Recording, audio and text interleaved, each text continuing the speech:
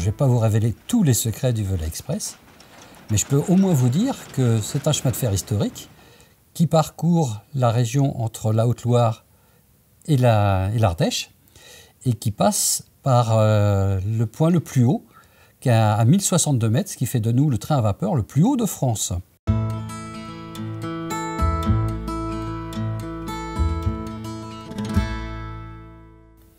Elle a beaucoup servi pendant la Deuxième Guerre mondiale, puisque à l'époque, il n'y avait pas de carburant. Donc le seul moyen, c'était d'utiliser les locomotives à vapeur. Et les gens de Saint-Étienne l'ont utilisé pour essayer d'aller se ravitailler dans les fermes de la région. Mais aussi, les enfants juifs qui se sont réfugiés au Chambon sont tous passés par le train, soit pour venir, soit pour partir.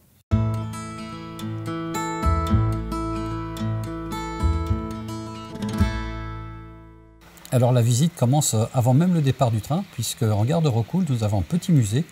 Et puis ensuite, les gens montent dans le train.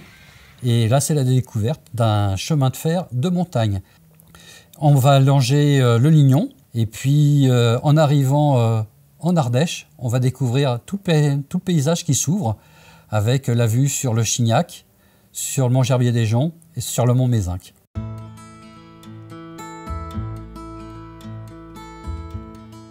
Les enfants au-delà de 3 ans, en principe, ils adorent.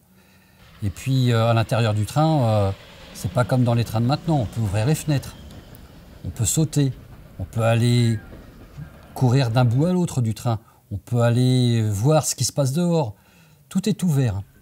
Et puis, il y a les enfants qui sont encore plus vieux, puisqu'il y a beaucoup de grands-parents qui viennent avec leurs petits-enfants et qui adorent raconter que moi j'ai pris un train comme ça, et puis ça fait tout un tas d'histoires et les gens adorent.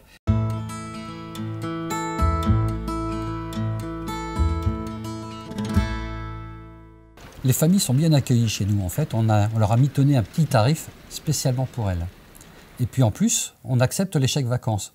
Pour conclure, je dirais que l'avantage du train, c'est non seulement ce qui se passe dans le train, mais aussi ce qui se passe avant et après. Et ceux qui sont intéressés peuvent rester pour assister à l'ensemble des tâches nécessaires avant de faire dormir la locomotive.